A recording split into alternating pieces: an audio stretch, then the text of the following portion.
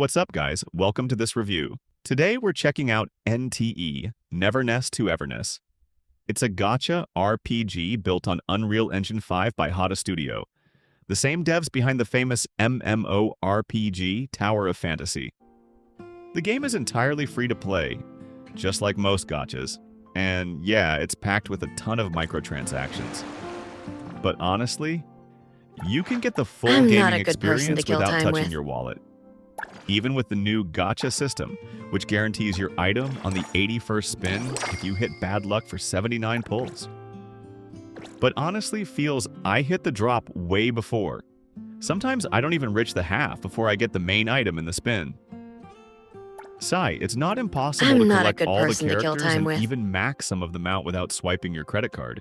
Because of this, the game I'm really not a good stands out person from to other gachas since it rewards you generously when it comes to pulls and characters.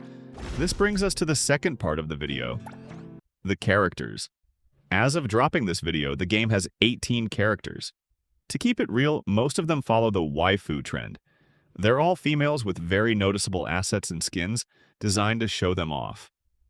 That's exactly what the community for these games loves, so if that's what you're looking for, this is your spot. You can pick any character, roam the open world, and snap a bunch of pics. There's even an in-game social media feature where you can post your photos and get likes from other players.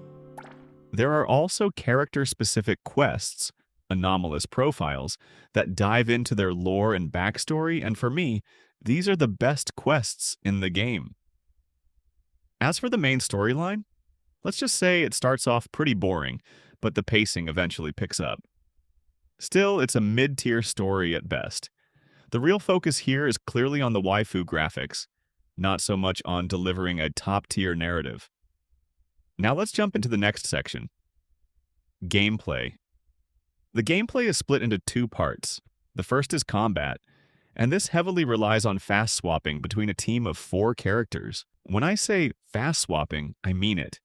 I've played similar quick swap games where you could just camp on one character and barely feel a difference. But here, it's completely different. If you try to fight some random trash mob on the map with just one character, it feels like a whole boss fight. But once you start swapping, chaining elements, and landing combos, your damage skyrockets, and you stack up buffs. Honestly, the elemental and swapping system is so insanely complex that it needs its own dedicated video. I'll just say it gets dangerously close to being overly complicated rather than just fun. The upgrade and weapon system is different too. You don't hoard weapons, you just collect pieces to boost your stats, and that's pretty much it. Weapon skins don't change, which might annoy players who love playing dress-up with their gear. The classic gacha upgrade system is still here though. You gotta pull duplicates of a character to awaken them and reach max level. But like I said, it's pretty easy to pull off here since the drop rates aren't stingy like in other games. The second part of the gameplay is the city activities. It kind of turns into a life sim. You can hang out with characters, race, hijack cars from random NPCs on the street, run your own cafe, work as a taxi driver, go fishing, and a ton of other stuff. But keeping it 100% real, the game tried to be everything and failed to master anything.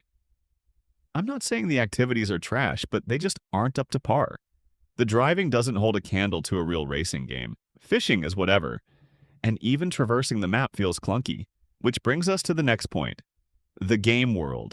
Unlike most other gachas and RPGs, we aren't dumped into some fantasy world full of castles, plains, and villages. This game takes place in a modern metropolis packed with skyscrapers and houses. And yeah, being built on Unreal Engine 5 means it's absolutely gorgeous, but the city's layout makes getting around a huge pain. Driving cars or bikes is rough because a huge chunk of the map is just tight alleys, sharp turns, and stairs.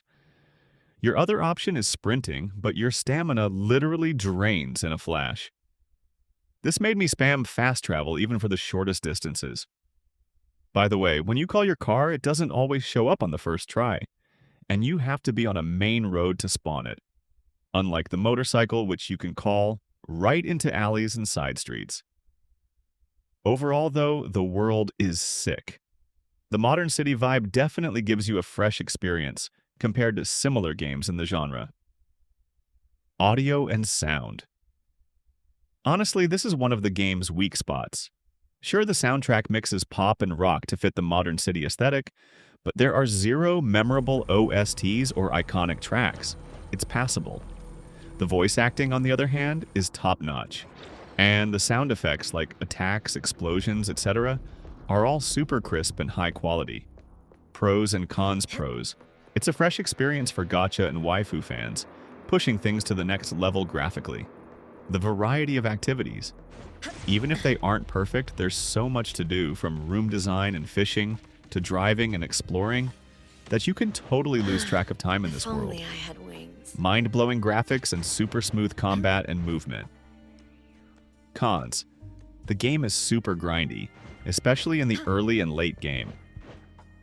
The worst flaw, in my opinion, is the poor optimization. Taking a shortcut Even though I'm down. playing on the base iPhone 16 with the A18 chip, which is an absolute beast of a mobile processor, I still ran into overheating issues and frame drops. It's a very demanding game, so it's not going to fly in low-end or even mid-range phones.